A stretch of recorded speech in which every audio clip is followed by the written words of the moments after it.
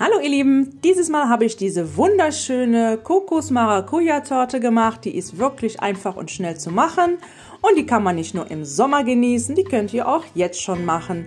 Die liegt nicht so schwer im Magen. Jetzt wünsche ich euch viel Spaß beim Zuschauen. Jetzt kommen wir direkt zu der Zubereitung. Als erstes werden Eier und Zucker und etwas Vanilleextrakt schaumig aufgeschlagen, bis das Volumen sich deutlich verdoppelt hat.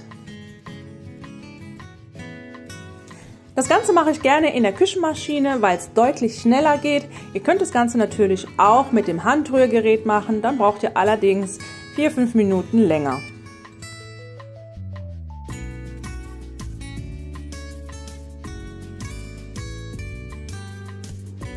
Nachdem ich das Ganze jetzt auf höchster Stufe schaumig aufgeschlagen habe, hat sich das Volumen deutlich verdoppelt. Hier sieht man das ganz gut.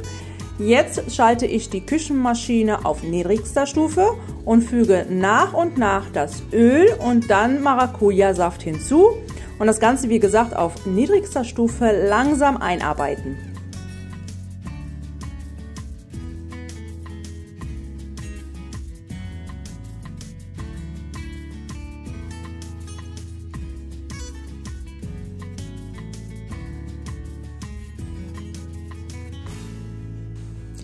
Das Backpulver habe ich schon im Mehl untergemischt. Das gebe ich jetzt auch langsam hinzu.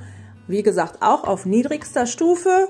Und wenn das ganze Mehl dann eingearbeitet ist, hier sieht man bei mir am Rand ist noch ein wenig, da nehme ich mir meinen Teigschaber zur Hand und hebe das nochmal vorsichtig unter. Und das Ganze kommt dann in eine Backform.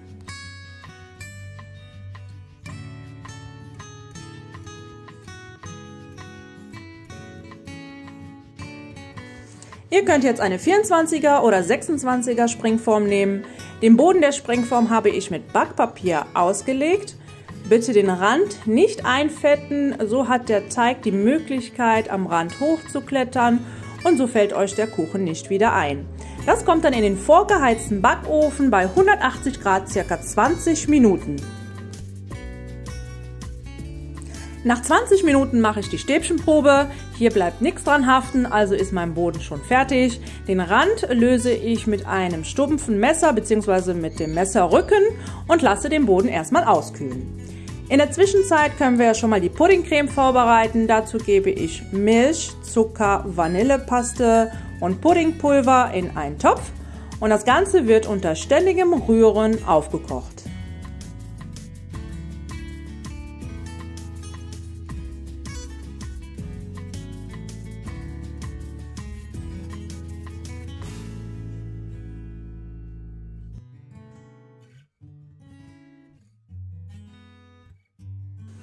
Wichtig hierbei ist wirklich immer wieder rühren, so dass euch der Pudding nicht am Boden kleben bleibt und somit verbrennt.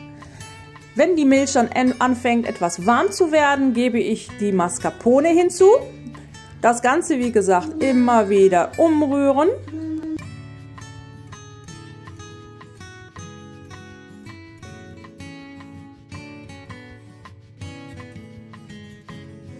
Wenn ich merke, die Creme wird etwas fester, bzw. die Puddingcreme, gebe ich zum Schluss noch die Kokosraspeln hinzu und immer weiter rühren, bis das Ganze schön dickflüssig wird. Und wenn es dann anfängt richtig dick zu werden, schalte ich den Herd aus, bzw. nehme den Topf vom Herd und rühre das Ganze zu Ende. So circa nochmal 30 Sekunden, dann ist auch der Pudding fertig. Den fertigen Pudding gebe ich auf den Tortenboden. Dazu nehme ich mir noch einen Tortenring, lege es um den fertigen Boden und jetzt verstreiche ich einmal den Pudding glatt.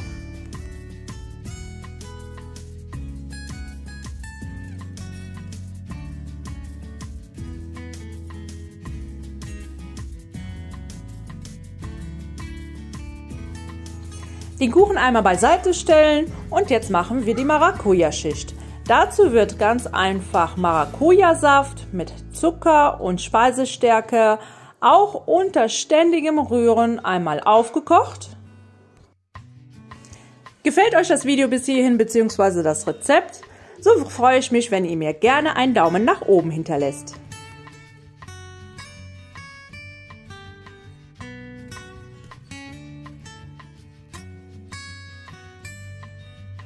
Auch hier lautet die Devise: rühren, rühren, rühren, bis es richtig andickt. Dann könnt ihr es vom Herd nehmen und ca. 30 Sekunden weiter rühren, bis es auf den Kuchen kommt.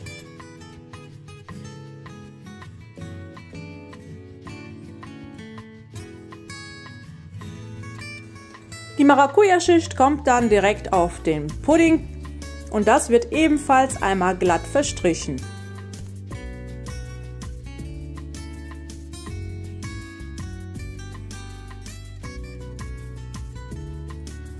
Abonniert gerne meinen Kanal, so verpasst ihr auch keine weiteren Videos mehr von mir. Bevor ich den Tortenring entferne, lasse ich den Kuchen einmal 15 Minuten auskühlen. Jetzt geht's zur Deko weiter, dazu nehme ich etwas Kokosraspeln und drücke sie etwas an den Rand fest.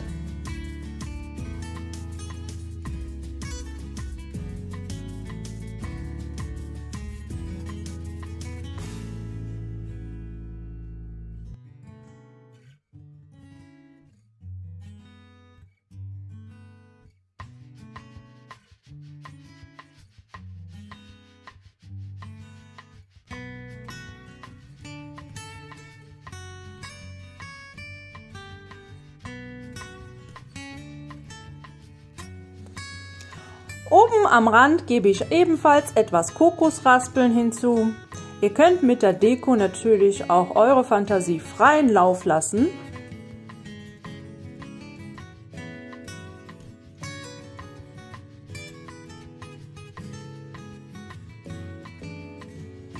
Mit dem Fruchtfleisch einer Maracuja bzw. Passionsfrucht dekoriere ich ebenfalls die Torte, da es ja zum Geschmack passt.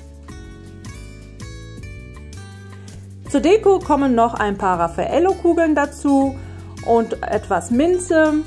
Und dann müsst ihr auch wirklich ganz stark sein, die könnt ihr noch nicht vernaschen. Die kommt jetzt für mindestens 2 Stunden in den Kühlschrank, damit sie auch schön durchgekühlt ist.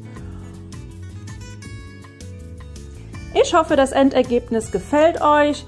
Die kann man nicht nur im Sommer gut essen, liegt nicht so schwer im Magen. Wenn euch das Video gefallen hat, hinterlasst mir doch gerne einen Daumen nach oben. Ich wünsche euch jetzt viel Spaß beim Nachbacken. Bis zum nächsten Mal, eure Rabea. Bye bye.